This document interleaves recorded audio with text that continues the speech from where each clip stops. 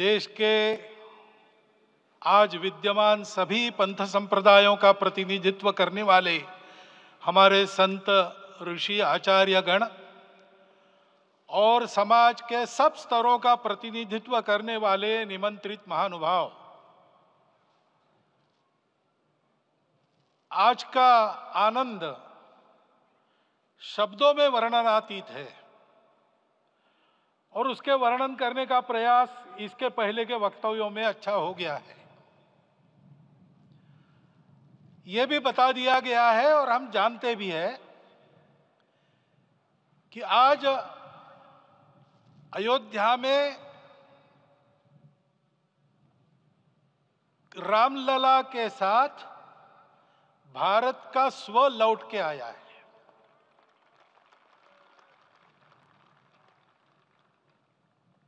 और संपूर्ण विश्व को त्रासदी से राहत देने वाला एक नया भारत खड़ा होके रहेगा, इसका प्रतीक आज का कार्यक्रम बन गया है। ऐसे समय में आपके उत्साह का, आपके आनंद का वर्णन कोई नहीं कर सकता। हम यहां पर अनुभव कर रहे, पूर्ण देश में यही वातावरण है। छोटे छोटे मंदिर के सामने दूरदर्शन पर इस कार्यक्रम को सुनने वाले हमारे समाज के करोड़ों बंधु वहां पहुंच न पाए, ऐसे घर घर के हमारे नागरिक सज्जन, माता भगिनी सब भाव विभोर है, सब में आनंद है, सब में उत्साह है। और ऐसे समय में जोश की बातों में थोड़ी सी होश की बात करने का काम मुझे ही दिया जाता है। आज हमने सुना कि इस प्राण प्रतिष्ठा महोत्सव में पधारने के पूर्व प्रधानमंत्री जी ने कठोर व्रत रखा। जितना कठोर व्रत रखने को कहा था, उससे कई गुना अधिक कठोर व्रताचरण उन्होंने किया। मेरे पुराना उनसे परिचय है, मैं जानता हूं वो तपस्वी है ही, परंतु वो अकेले तप कर रहे हैं, हम क्या करेंगे। अयोध्या में रामलला आए, अयोध्या से बाहर क्यों गए थे, रामायण में क्यों गए थे बाहर, तो अयोध्या में कलह हुआ।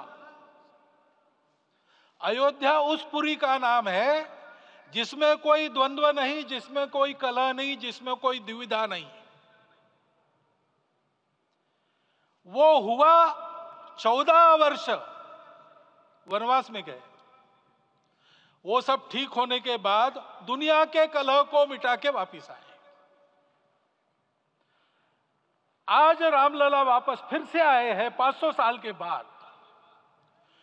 जिनके त्याग, तपस्या, प्रयासों से ये सोने का दिन आज हम देख रहे, सुवर्ण दिवस देख रहे, उनका स्मरण प्राण प्रतिष्ठा के संकल्प में हम लोगों ने कहा, आपने सुना होगा, स्मरण किया। उनकी तपस्या को, उनके त्याग को, उनके परिश्रम को शत बार, सहस्त्र बार, कोटि बार नमन है। रामलला के यहां इस युग में आज के दिन फिर वापस आने का इतिहास जो जो श्रवण करेगा वो राष्ट्र के लिए कर्म प्रवण होगा और उसके राष्ट्र का सब दुख दैन्य हरण होगा। ऐसे इस इतिहास का सामर्थ्य है। परंतु उसमें हमारे लिए कर्तव्य का आदेश भी है। प्रधानमंत्री जी ने तप किया, अब हमको भी तप करना है। राम राज्य आने वाला है, वो कैसा था, दैहिक दैविक भौतिक तापा, राम राज नहीं कहु व्यापा, सब नर करहि परस्पर प्रीति, चलहि स्वधर्म निरत श्रुति नीति, सब निर्दंभ धर्म रत पुनि, नर अरु नारी चतुर सब गुनी, सब गुणज्ञ पंडित सब ज्ञानी, सब कृतज्ञ नहीं कपट सयानी। राम राज्य के सामान्य नागरिकों का जो वर्णन है, हम भी इस गौरवमय भारतवर्ष की संतानें हैं, कोटि कोटि कंठ उसका जयगान करने वाले हमारे हैं। हमको इस प्रकार के व्यवहार को रखने का तप आचरण करना पड़ेगा।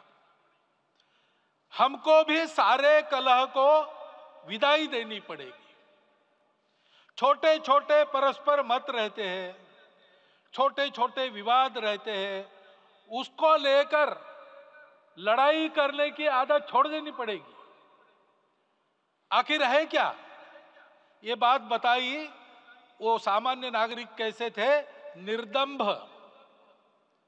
प्रामाणिकता से आचरण करने वाले, केवल बातें करने वाले नहीं और बातें करके उसका अहंकार पालने वाले नहीं थे।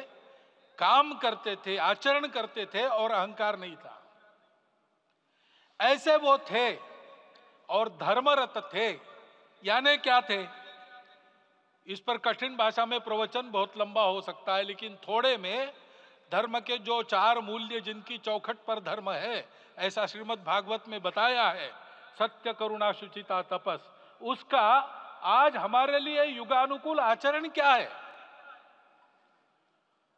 तो सत्य कहता है कि सब घटों में राम है, ब्रह्म सत्य है, वही सर्वत्र है।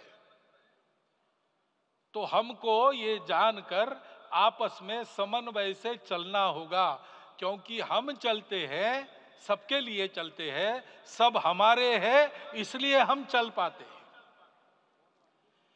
और इसलिए आपस में समन्वय रखकर व्यवहार करना, यह धर्म का पहला जो पैर है, सत्य, उसका आचरण है। करुणा दूसरा कदम है, उसका आचरण है सेवा और परोपकार। सरकार की कई योजनाएं गरीबों को राहत दे रही, सब हो रहा है, लेकिन हमारा भी कर्तव्य है, ये सब समाज बांधव हमारे अपने बंधु है। तो जहां हमको दुख दिखता है, पीड़ा दिखती है, वहां हम दौड़ जाए, सेवा करें, दोनों हाथों से कमाएं, अपने लिए न्यूनतम आवश्यक रखकर बाकी सारा वापस दे, सेवा और परोपकार के माध्यम से। यह करुणा का अर्थ आज है। शुचिता पर चलना है, यानी पवित्रता होनी चाहिए। पवित्रता के लिए संयम चाहिए, अपने को रोकना है। सब अपनी इच्छाएं, सब अपने मत, सब अपनी बातें ठीक होंगी ही ऐसा नहीं, और होगी तो भी अन्यों के भी मत है, अन्यों की भी इच्छाएं हैं। और इसलिए अपने आप को संयम में रखते हैं तो सारी पृथ्वी सब मानवों को जीवित रखेगी। गांधी जी कहते थे, earth has enough for everyone's need, but it cannot satisfy everyone's greed. तो लोभ नहीं करना, संयम में रहना और अनुशासन का पालन करना, अपने जीवन में अनुशासित रहना, अपने कुटुंब में अनुशासन रहना, अपने समाज में अनुशासन रहना। सामाजिक जीवन में नागरिक अनुशासन का पालन करना। भगिनी निवेदिता कहती थी कि स्वतंत्र देश में नागरिक संवेदना रखना और नागरिक अनुशासन का पालन करना, यही देशभक्ति का रूप है। इससे जीवन में पवित्रता आती है। और तपस का तो मूर्तिमान उदाहरण आपके सामने आज दिया गया।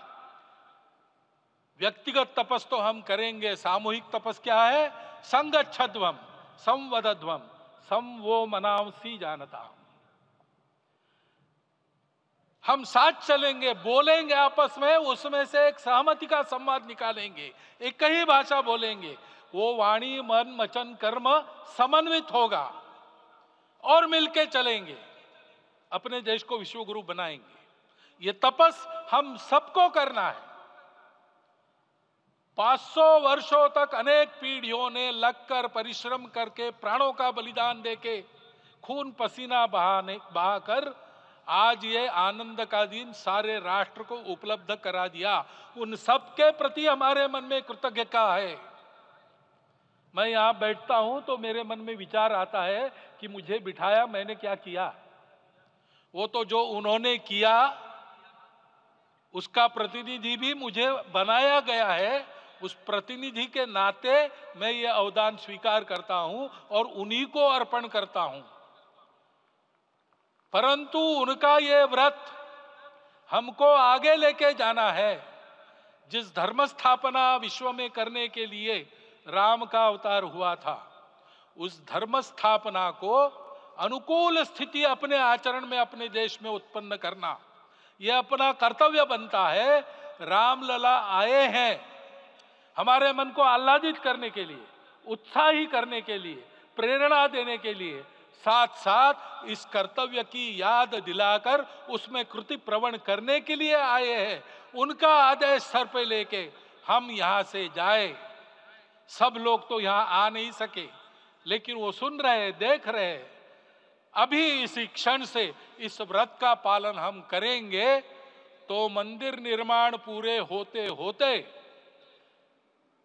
विश्व गुरु भारत का निर्माण भी पूरा हो जाएगा। इतनी क्षमता हम सबकी है। इसका मैं एक बार स्मरण देता हूं, आप सबको धन्यवाद देता हूं और मेरे 4 शब्द समाप्त करता हूं।